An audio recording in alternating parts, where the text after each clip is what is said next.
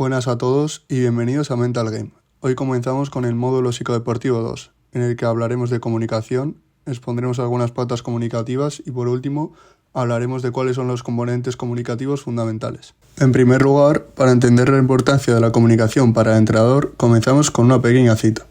Más allá de si por su propio carácter es comunicativo, asertivo o capaz de empatizar fácilmente, es necesario manejar estas habilidades en beneficio de los objetivos que se persiguen. Continuamos con uno de los requisitos comunicativos básicos para la resolución de conflictos del que tanto oímos hablar, como es la escucha activa. Para comprender cómo aplicarla, podemos seguir estas pautas. En primer lugar, no aconsejar, diagnosticar, animar o criticar a los jugadores. En segundo lugar, no ignorar o negar los sentimientos de la otra persona. Tampoco deberíamos pensar por adelantado lo que vamos a decir, o fingir comprender algo cuando no es así. Por último, podríamos preguntar por las necesidades, preocupaciones o deseos de los jugadores. Por otro lado, otra capacidad comunicativa imprescindible para la comunicación dentro de un grupo es la asertividad. Estas serían algunas pautas mediante las cuales la comunicación sería asertiva. En primer lugar, mantener el control y mantenerse neutral ante las presiones que se ejerzan, como por ejemplo cuando corregimos a los jugadores en un partido.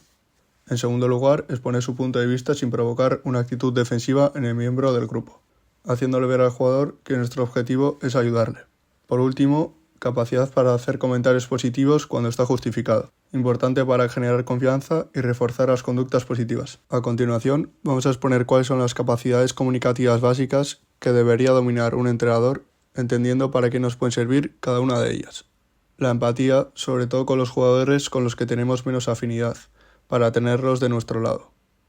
El diálogo, estableciendo espacios para ello, la expresión de emociones, controlándola y usándola para transmitir mejor las ideas o correcciones que tengamos.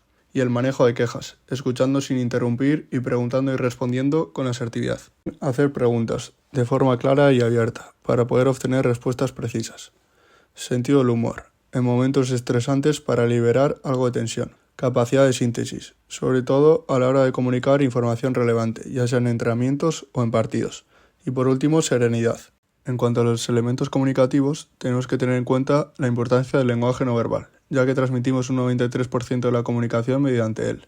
Algunos elementos no verbales a los que podemos prestar atención son la postura, los movimientos corporales, la expresión facial, el volumen y el tono de voz.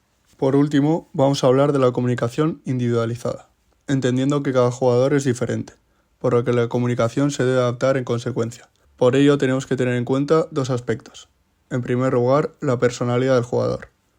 En la comunicación en el propio entrenamiento, por ejemplo. En segundo lugar, los objetivos del propio jugador, para entender por qué hace lo que hace, y así no incidir en cuestiones que no se pueden cambiar.